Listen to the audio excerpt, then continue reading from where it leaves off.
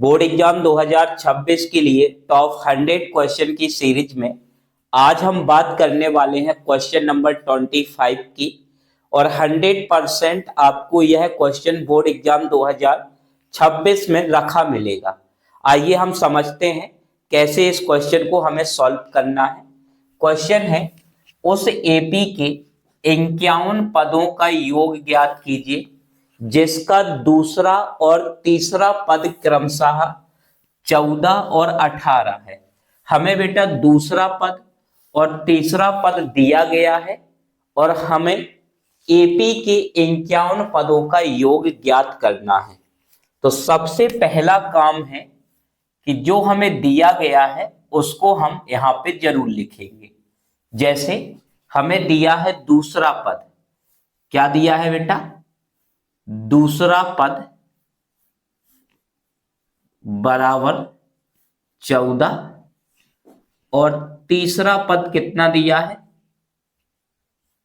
तीसरा पद बराबर 18 दिया गया है। तो यहां तक की बात आपको क्लियर होगी, कोई भी डाउट नहीं होगा। अब जो दूसरा पद है इसको बेटा अगर हम मैथमेटिक्स में लिखेंगे तो हमें लिखना पड़ेगा a2 बराबर 14। अगर आप a2 को ब्रेक करेंगे यानी कि विस्तारित करेंगे तो आप लिखेंगे a1 प्लस डी बराबर 14। इसे नाम देंगे बेटा समीकरण नंबर 1। इसी प्रकार तीसरा जो पद है उसे हम लिखेंगे a3 बराबर 18। a3 को जब आप ब्रेक करोगे तो a1 प्लस 2d बराबर कितना हो जाएगा बेटा? 18। इसे हम नाम देंगे समीकरण नंबर 2। समीकरण 1 और समीकरण 2 कैसे बनाए आपको क्लियर होगा। अब हमें क्या करना है कि समीकरण 1 और समीकरण 2 को सॉल्व करके a और d की वैल्यू निकालना है। तो सॉल्व करने के लिए हम क्या करेंगे बेटा कि समीकरण 2 में से समीकरण 1 को घटाने पर, जब हम बेटा समीकरण को घटाते हैं तो लेफ्ट साइड से घटता है और राइट साइड से।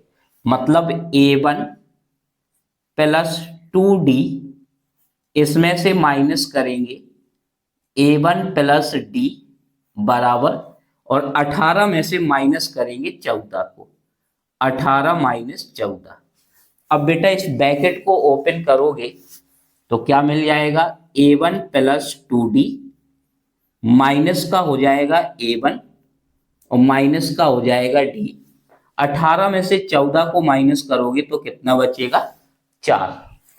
a1 से a1 कैंसल हो जाएगा, 2d में से 1d को माइनस करेंगे तो d बराबर हमें मिल जाएगा बेटा कितना? 4। कितना मिल जाएगा?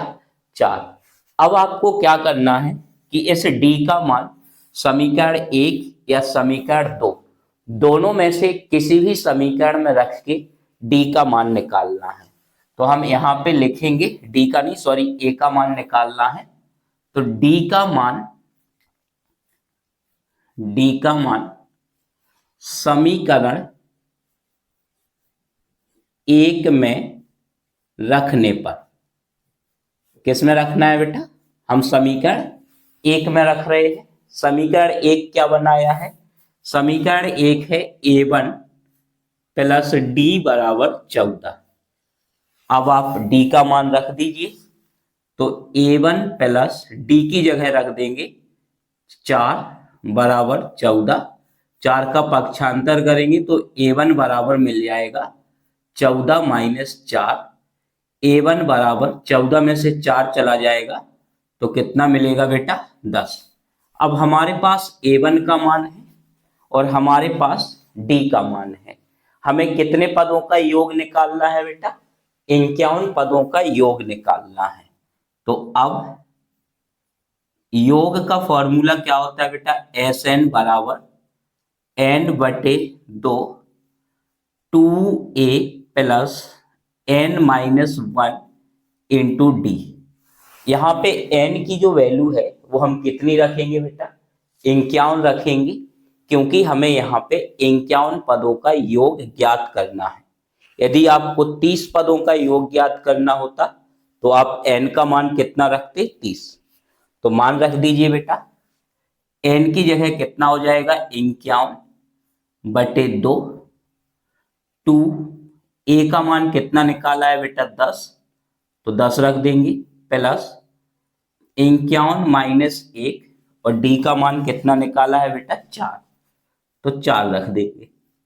अब हम इसे सॉल्व करेंगे तो 51/2 बेटा 10 का गुणा 2 के साथ करेंगे तो 20, और 51 में से 1 माइनस करेंगे तो 50, और 50 का 4 से गुणा करेंगे तो प्लस का हो जाएगा बेटा 200। अब आपका यहाँ पे हो जाएगा 51/2 गुणे 200, और 20 को जोड़ोगे तो 220, 2 से बेटा काट देंगे तो 51 गुणे 110, 51 का गुणा कर देंगे तो 0, 51 एकम 51, कैरी 5, 51 एकम 51 और 5 हो जाएगा 56। अतः 51 पदों का योग 5610 होगा। यहां पे हम लिख भी देंगे, अतः एपी के 51 पदों का योग 5610 होगा। आपको याद रखना है जो 51 पद है वो प्रथम 51 पद है। यदि आपका क्वेश्चन क्लियर है तो आप कमेंट बॉक्स में जरूर लिखें और वीडियो को ज्यादा से ज्यादा अपने दोस्तों को शेयर करें। धन्यवाद।